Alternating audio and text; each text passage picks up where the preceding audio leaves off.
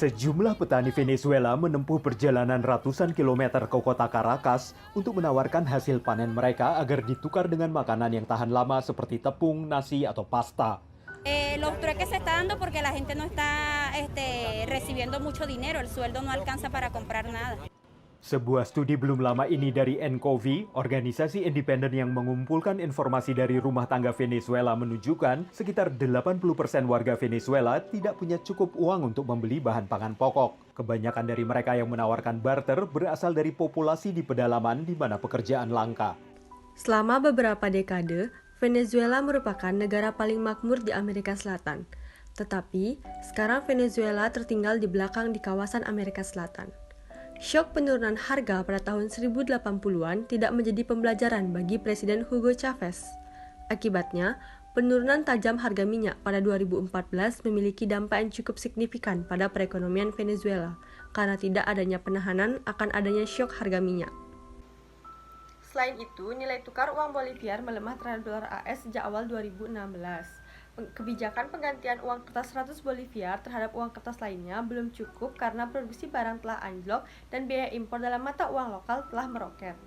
Sehingga kombinasi yang membuat konsumen tidak bisa mengimbangi peningkatan harga di Venezuela.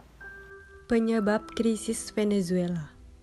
Inflasi di Venezuela tetap tinggi sejak kepresidenan Chavez dan menjelang akhir masa jabatannya. Tingkat inflasi pada tahun 2014 mencapai 69% dan merupakan yang tertinggi di dunia.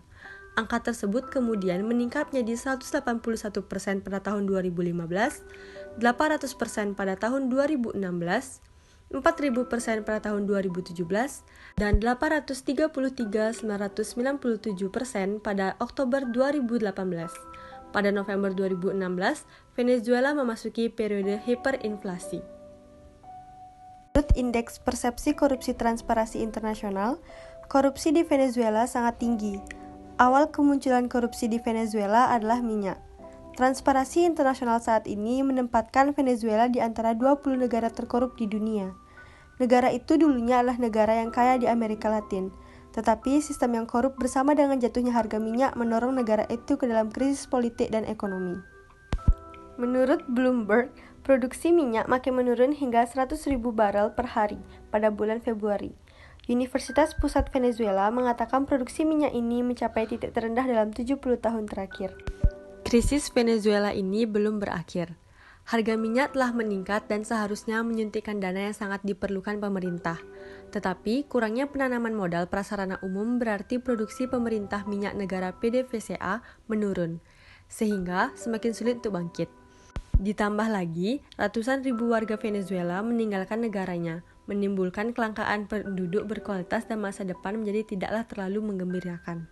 Menyebarnya tuduhan korupsi dan sikap tidak bersahabat pemerintah terhadap bisnis swasta juga mengasingkan calon penanam modal asing. Tetapi yang dapat benar-benar menghentikan langkah pemerintah Venezuela kemungkinan besar adalah sanksi Amerika Serikat terhadap industri minyak Venezuela. Pandangan saya terhadap krisis Venezuela adalah seharusnya pemerintah lebih bijak dalam melakukan tugasnya agar krisis ini terselesaikan dengan cepat.